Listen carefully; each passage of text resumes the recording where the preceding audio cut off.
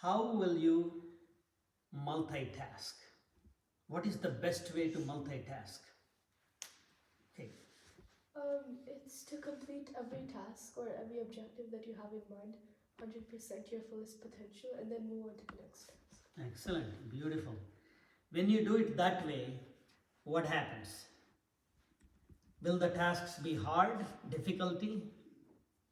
Krishna. They won't necessarily be easy, but they won't also be hard. They'll be stress-free, meaning no matter how difficult it is, you're working up to the same level and you won't receive any complaints from your brain. Excellent. So hard work will be there, but there won't be any stress. When you do this, any activity like this, it is called aklishta karma.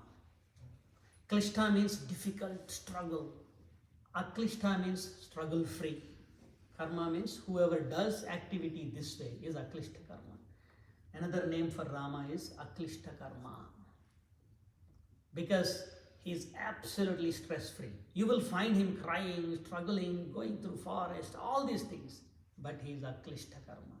He will react to life in the same way everybody will do. He will work hard like everyone will do, but no stress. He will do everything perfectly. He will cry perfectly, laugh perfectly. He will work perfectly, achieve perfectly. Right? So that is something very important to remember when you are multitasking. Okay. If you have to achieve a greater purpose, what is the most important quality that you should have within you? Raise the hands.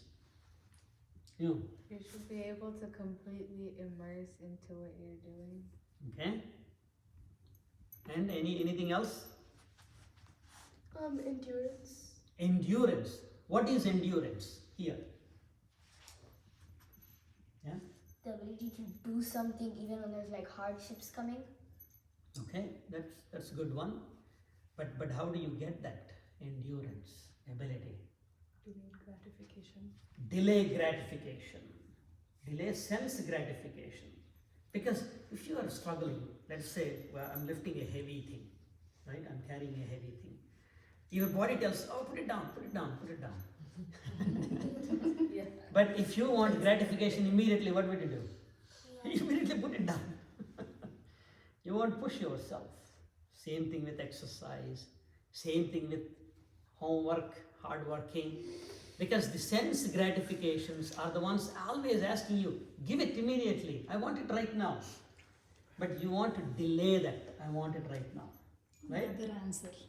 Lose the sense of entitlement. Lose the sense of entitlement. We're not entitled for everything. You know, think about this way, like practice this. We will give more than we take. We can't succeed in this world without all the systems that we have. We need to have a school system. If you want to have good schools, you have to have good tutors, teachers teaching us. That means they have to train. We need roads, hospitals. All these systems are required for us to be successful. There are so many people working much harder than us, but living in real destitute conditions. Why? Because the systems are not there in place. But we have great systems in place. They're all functioning properly. That's why we work hard, we succeed. So how do we really create a beautiful, successful climate or environment around us? By giving more than what we take. And if we do that, the whole world becomes beautiful. Okay, so that is something. So keep in mind, we give more than we take. Okay, now questions. Yeah, Arishettu Vargas. we'll come to that. So in one of the previous lessons, you said that Rama is Dharma. So, and then that moksha is practically like bliss, right? So in this lesson, you're saying that Rama is bliss. So then wouldn't he be moksha? Beautiful. Great question. Beautiful question. Yeah. So this answer requires this question requires a longer answer. So what did I say in the beginning? Dharma is. Who needs dharma? Who need dharma? Like what everybody asks for. Kama, right? You remember that? Okay. Everybody have desires kama. Then there is a rush for artha, wealth, money, power, etc. Right? If everybody has desires, all you need is artha. Why do you need dharma? Do you remember what I answered for this question? Do you remember this discussion coming up? Why do we need dharma in the first place? We need dharma because we don't want to get into conflict with people, and at the same time, we don't want to create a conflict with ourselves. Our ultimate happiness is something is there. You want to know the ultimate truth. You don't want to sacrifice that while you are chasing for desires and power, while you are chasing for desires and money. So you want to balance that and this. And I named two kinds of dharmas that Veda teaches. One for ascetics, that's the hint. What are the names? Prakriti. No, pravritti. Pravritti and Nivritti. And nivritti. So pravritti dharma and nivritti dharma. Nivritti dharma is for ascetics. They want only the truth. They want only the bliss. They don't want anything else. But we're not like that. We want to live a life, but not at the expense of that ultimate bliss or purpose or truth. We want to know that too at some point of time. We want to manage this, but not at the expense of that. If people who don't want that new, they don't care about it. They can get a lot of money by cheating, by stealing, by being bad people. But we don't want to be that, right? We want to have a meaningful life and also pursue the bliss. So for them, the pravritti dharma is given. So dharma is of two types, pravritti and nivritti. So Rama represents dharma. So within Rama, there is pravritti and there is also nivritti. That's the reason why Bharata always follows Rama. He obeys the commands of Rama. So in a way, Rama is the one into which everything goes in. He is really moksha. He is really the moksha. But he came as dharma to teach pravritti using Lakshmana. And he taught Shatrughna to be with Bharata so that nivritti is not sacrificed. She probably needs a clarification there because in the last class you mentioned Bharata is representative of moksha. Not 100%. Bharata is representative of endurance which will lead to moksha. Ultimately, Rama is the one that gives moksha. Yeah, you can think of it that way too. Moksha is not something that is already with us. Moksha is something that we are desiring for. So desire for moksha is called mumukshutva. Mumukshu. Mumukshu means desiring of moksha. And that desire is represented heavily by Bharata, enduring all that. But very good question. Yeah? In the last class, you gave a question that what's the main sense? What's the opposite? What? Say it loud. What is the Main most sense. fundamental sense that came in evolution, process of evolution, right? Did anybody find the answer? You found the answer? Yeah. Cool. So the way I interpreted it was, what is the first sense that human beings receive? It's touch. So I'm thinking like that's the first sense newborns receive, like other than the other senses. So Yeah, some kind of touch, okay?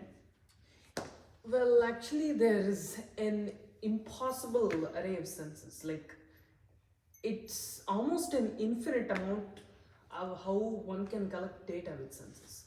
But from my perception, what I would say is the most primordial basis of all the senses is just movement. Movement. Just changing from one position to another. Okay. Just changing. That is action. But how about Jnanendriya perspective? If you are gaining, if you are trying to understand what you're looking at, then how do your eyes know? can you literally sense the object? You can't literally interact with the object, but the only way that you can really sense it is through the movement of light particles. And if you're touching something, it's because some signal is going from your No, and you're finger trying to cells connect to to your the mind. movement, signal movement and all that. Yeah, that's okay. But I'm asking it simply about 5 jnanendriyas. We have sight, hearing, smell, touch, taste. Which one of them is the most fundamental? Like, think of single cell organism, bacterium. Movement is there, of course, it has to move. But how does it operate? When there is food, smell of food or molecules of food, it will go towards it. When there is a smell of toxins, go away from it. That's all. So the very first sense that you take in is called granam, or is called olfactory sense. That means taste as well as smell. These are the most fundamental things. And slowly other senses evolved. But that creates another puzzle. If smelling or tasting is the very first sense that came through evolution, why do we call eyesight as the king of all senses? Anyway, we'll come to that later. Sarvendriyanam nayanam pradhanam. Yeah, Sarvendriyanam Nayanam Pradhanam. Why do you say that? But that is a much more advanced topic. I'll come to that later. These senses that we are thinking that we are getting all these from here, I even mentioned in one of the talks, previous ones, there is much deeper understanding about that. So we'll keep that aside. Other questions? In the previous lesson, Valmiki Mahamuni, he said like that goddess Saraswati, she sat on his tongue and a verse came out. I wanted to know what that verse meant. Oh, what it meant. Beautiful. I am so happy that you asked for the meanings of the slokas. I need to give the meanings. So manishada Yeah. pratishtha. The sloka is Ma Nishada Pratishtham Tvamagamaha Shaswati Samaha Yat Krauncha Midhunat Ekam Avadhihi Kamamohitam. Okay, so I need to re-narrate the story a little bit in order to answer that question. Those two birds that were sitting with love towards each other, they're called Krauncha Pakshi. Okay, they're called Krauncha Pakshi. Krauncha is derived from the root word crunch. Crunch means crooked. The English word crooked is somehow related to this original Sanskrit root crunch. Crunch means crooked. So these birds that cry crookedly, move crookedly, are called Krauncha birds. So what is a crooked movement in this world? What is crooked way of crying in this world? Crooked way of saying things is selfish, me, mine. Crooked way of moving is always in the wrong ways, not in a straightforward way as given by scriptures. So those two birds represent Ravana and Mandodari. They are walking in this world in devious ways. There is a much deeper meaning, but I'll give you only simple meaning here. So the meaning of the sloka, a lot of people interpreted it incorrectly. They said, Nishada Pratishtham Tvam Ma Agamaha Shaswati Samaha. They thought that it is a shapa, an imprecation released by Valmiki, saying that, hey Nishada, oh hunter, you will not get any stability for a long time because you killed the male bird of those two crooked ones. That's what people interpreted, but that's not the actual thing. Ma means Mother Lakshmi. She is called Ma. That's why Bhagavan Vishnu is called Madhava. Madhava means Mam Dhavayati, the one who drives the Lakshmi or the Prakriti or the nature is Madhava. So Ma Nishada means the abode of Mother Lakshmi. Nishada means the abode. You know, Lord Venkateshwara is called what? Sri Nivasa. Nivasa means abode. Sri means Lakshmi. Why is he called Sri Nivasa? Because Lakshmi lives in him. Right here. So Ma Nishada means Srinivasa. The abode of Mother Lakshmi, you have attained pratishtha, means stability, steadiness for a very long time. Shaswati Sama. Why? Because you shot the crookedest one. So when you shoot the crookedness, you will attain stability. That's the simple meaning. Crookedness is the problem, that we don't have stability. We have conflicts everywhere, we are unstable, but we will acquire stability when we shoot the crookedness within us. Yeah?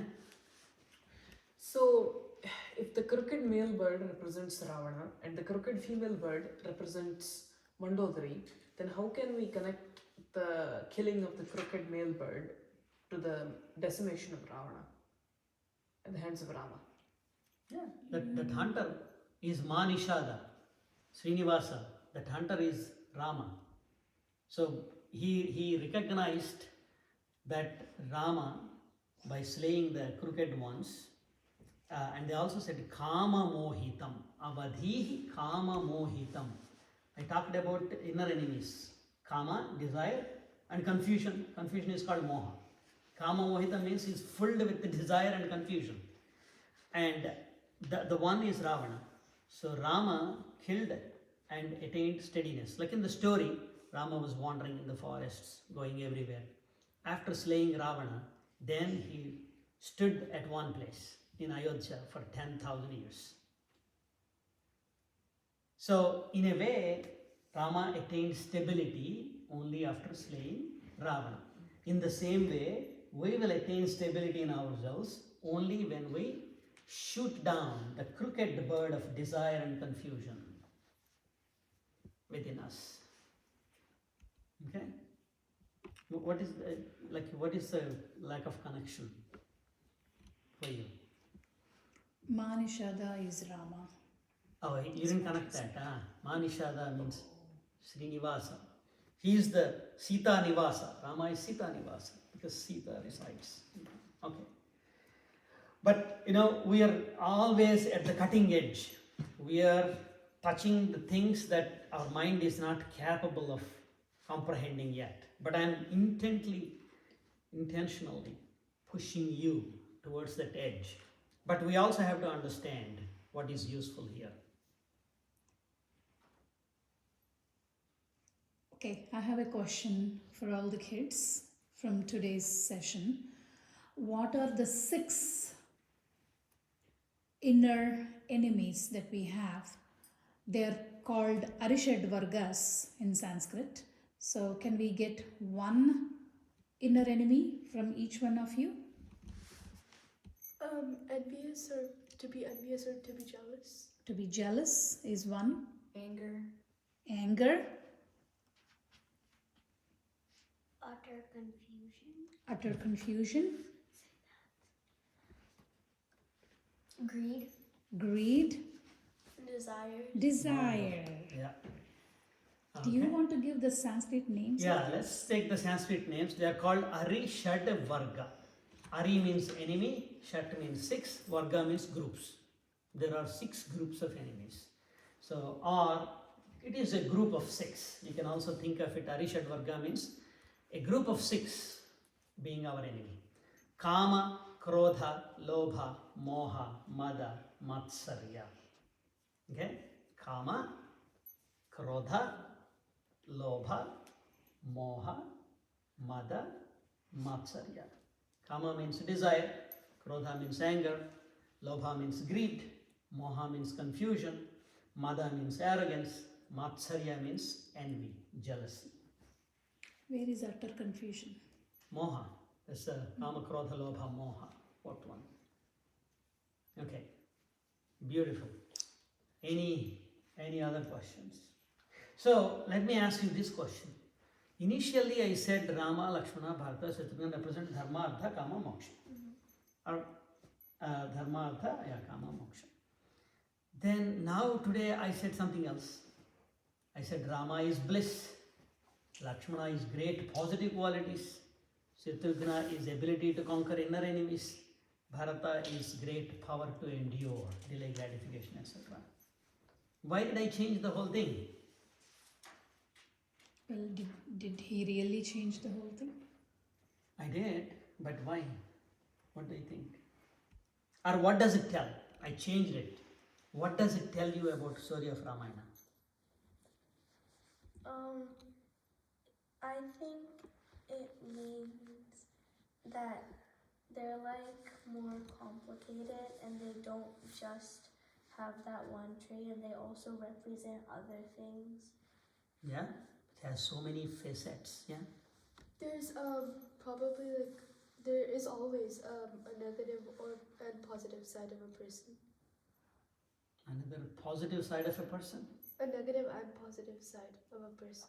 Ah, why did you find negative? What did you find negative in one of these? There are two explanations: dharmartha, kama, moksha. The other one is bliss, good qualities, ability to conquer enemies, and then Oh, endurance. So in that case, it would be everybody's a complexity of traits. Yeah. Okay.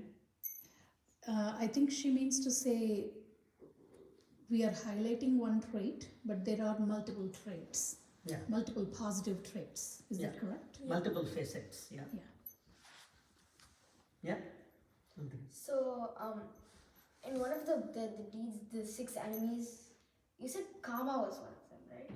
So then why is one of the brothers represented as Beautiful. karma? I am really expecting this question. I intentionally left it. Yeah. One of the brothers represented as Kama. Dharma, Artha, Kama, Moksha. So one of them is Kama, and one of the enemies is Kama. So obviously, based on the context, we are talking about the inner enemy Kama and the Purushartha Kama. They are two different things, right? The inner enemy Kama is an intense desire for the self, and Purushartha Kama, we said, where should we place it? As If we don't place it correctly, let's say that we ask the twins to play by themselves. Twins cannot be separated. But we know in the story twins are separated and one was serving Rama, the other was serving Bharata. Lakshmana, who represents Artha, is serving Dharma. The Shatrugna, who represented Kama, is serving Bharata, Moksha, right? So we said that is the right approach. So in that way, what did we do with Kama? We told that Kama should not be for selfish purposes, but Kama should be on the highest purpose. And what did I say the name for Kama, or desire for freedom? What did I call the name? Mumukshu. Desire for moksha is called mumukshu. So without a desire for moksha, would anybody endeavor or even try anything? No. So you should have a desire for absolute total freedom. But what happens if we take the desire and put it on all the worldly things? Then that same desire will become our enemy. One of the 6 enemies, right? So desire for moksha is essential. I'll tell you some very simple analogy. Have you seen pole vault jumpers? yes, Yeah? What do? they like run with the pole and then Take the pole and come running and go up. So this guy who is doing the pole vault jumping says, I dearly love my pole because it took me to great heights. I can't let go of it. I'll hug it. What happens? Fall back down. You will not be able to cross over, right? You will fall back down. So in the same way, Kama on moksha is like that pole that will elevate you spiritually, intellectually to a higher and higher and higher level. Because you are delaying. Shatrugna represents Kama. We said Shatrugna also means conquering of inner enemies. Bharata represents moksha, but we also said he is also endurance. So you are delaying gratifications, but you are reaching that height and higher levels. But if you don't let go of the desire, then you will not be able to cross over into moksha. So to be able to go into moksha, you have to drop that desire also. So you drop the desires of worldly things initially, and you have only desire on moksha. But at some point of time, you have to drop that too. When you reach the highest level, you have to drop that too.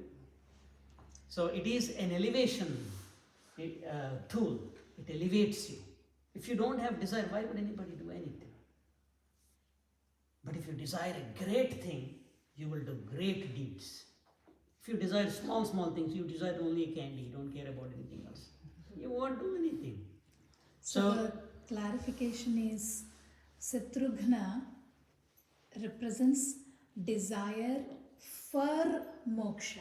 That's when the sentence is completed. If we say Satrughna represents desire and stop the sentence, then it's not right. Satrughna is representative of desire for moksha.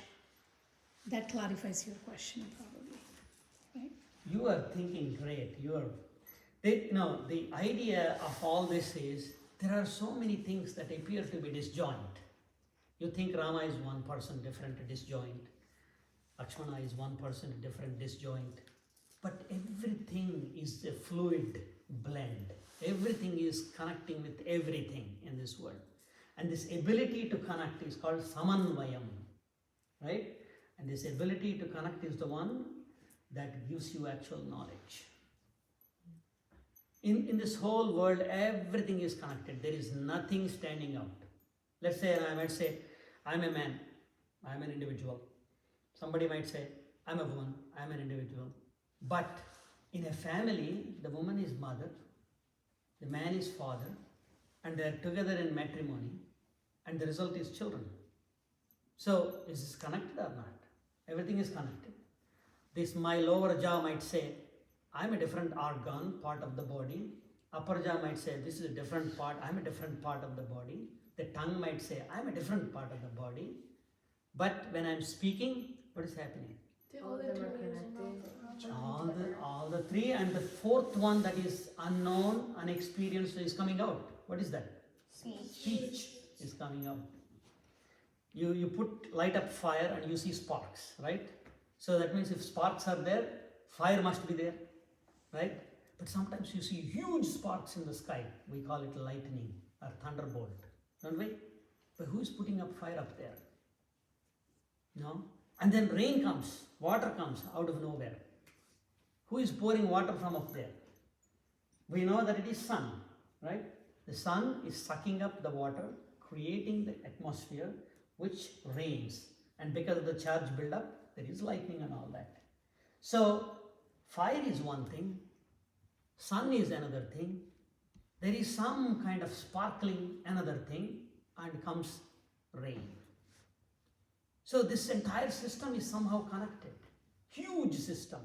Like that in this universe, everything is connected. Everything is connected.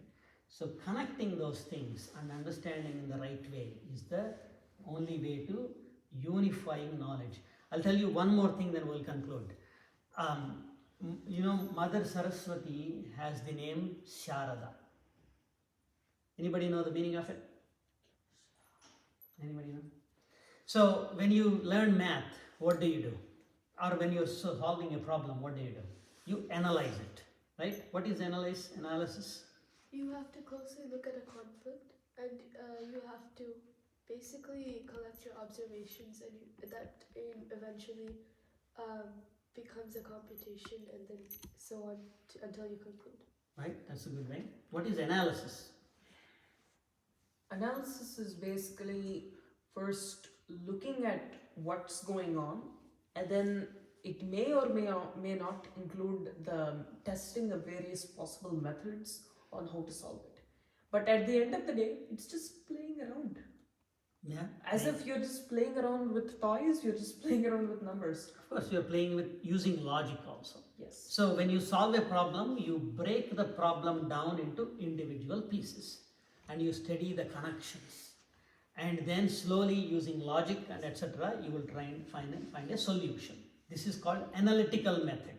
Analytical method means you break down a bigger thing into small things. So that is called Sirada. Sira means to break it down into individual pieces. But when you unify, when you take different individual pieces, they are apparently disconnected, but you are finding something unifying in all this. And whoever gives that unifying knowledge is Sharada. So Mother Saraswati is the knowledge giver, not by breaking things down into individual parts, but by unifying everything into one unifying truth. Yeah? Last question for the day.